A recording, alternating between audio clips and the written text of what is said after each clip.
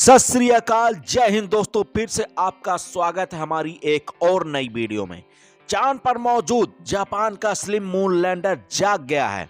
उसकी लैंडिंग तो सही हुई थी, लेकिन सोलर पैनल सूरज की रोशनी की दिशा में नहीं थे, इसलिए वह एनर्जी हासिल नहीं कर पा रहा था। अब सूरज की रोशनी की दिशा बदली तो वह फिर से चार्ज होने लगा है। उसे अब काफी ऊर्जा मिल रही है। लैंडर से संपर्क स्थापित हो चुका है। जापान का मून लैंडर स्लिम अब जाग गया है। 19 जनवरी 2024 को स्लिम ने चांद पर अब तक की सबसे सटीक सॉफ्ट लैंडिंग की थी, यानी टारगेट से मात्र 55 मीटर दूर है। इसे चांद पर दुनिया का सबसे सटीक यानी पिन पॉइंट सॉफ्ट लैंडिंग कहा गया है। लेकिन सोलर पैनल की दिशा सूरज की तरफ नहीं होने से वह चार्ज नहीं हो पा रहा था। आखिर 10 दिन बाद अब सूरज की रोशनी दिशा बदली, सोलर पैनल चार्ज होने लगे। उससे स्लिम को काफी ऊर्जा मिल गई है। इसके बाद जापानी स्पेस एजेंसी जाक्सा ने स्लिम के साथ संपर्क भी स्थापित कर लिया है। अब जापान स्लिम के साथ लगातार एक्टिव मोड में संचार कर रहा है। स्लिम का मतलब है smart lander for investigating moon mission.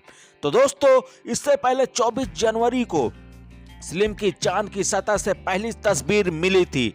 वह एक ऐतिहासिक फोटो थी।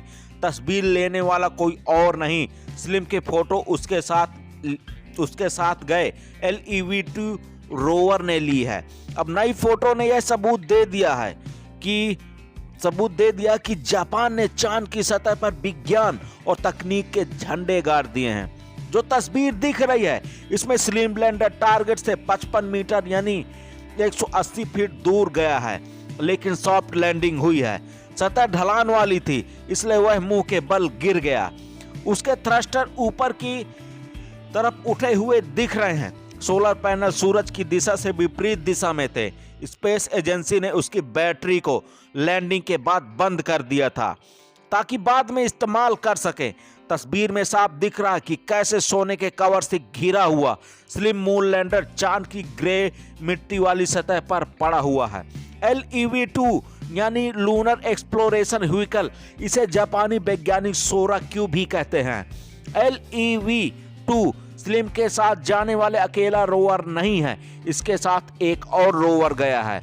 जापान को उम्मीद थी कि वह चांद पर मौजूद स्लिम को जिंदा कर लेगा।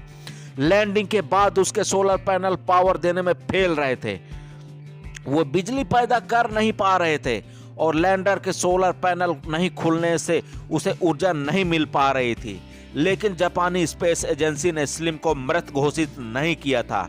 स्पेस एजेंसी ने कहा कि चांद पर लैंडिंग होने के बाद जब सोलर पैनल नहीं खुले तो एजेंसी ने जानबूझकर लैंडर की बैटरी की क्षमता को 12% कम कर दिया था। स्लिम ने काफी ज्यादा टेक्निकल डेटा और तस्वीरें जापान तक भेजी थी। 19 जनवरी को लैंडिंग से पहले जापान के अंतरिक्ष यान ने धरती से चांद तक पहुंचने के लिए 5 महीने की यात्रा की है। जापान चांद की जमीन पर सॉफ्ट लैंडिंग कराने वाला 5वां देश बन गया है। इससे पहले भारत, रूस, अमेरिका और चीन यह सफलता हासिल कर चुके हैं। लैंडिंग के बाद स्लिम चांद की सतह पर मौजूद ओलिविन पत्थरों की जांच करेगा ताकि चांद की उत्पत्ति का पता चल सके। इसके साथ कोई रोवर नहीं भेजा गया है। जापानी स्पेस एजेंसी जाक्सा ने बताया कि जो स्थान चुना गया था लैंडिंग के लिए, उसके पास ही यान से सटीक लैंडिंग की है, क्योंकि जापान का टारगेट था कि लैंडिंग साइट के 100 मीटर दायरे में ही उसका स्पेसक्राफ्ट उतरे, और इस काम में उसने सफलता हासिल की है। इस लैंडिंग साइट का नाम है सियोली क्रेटर है। यह चांद पर सबसे ज्यादा अंधेरे वाला धब्बा कहा जाता है और एक संभावित लैंडिंग साइट मेयर नेक्टारिस भी है। इसे चांद का समुद्र कहा जाता है। स्लिम में एडवांस्ड ऑप्टिकल और इमेज प्रोसेसिंग टेक्नोलॉजी लगी हुई है। तो इस तरह से जापान का मून लैंडिंग सफल हो गया है। तो दोस्तों, आपकी क्या राय है? जापान का मून मिशन क्या पूरी तरह से सफल हो पाया है या नहीं? तो आप मुझे अपनी राय कमेंट में जरूर देना। धन्यवाद।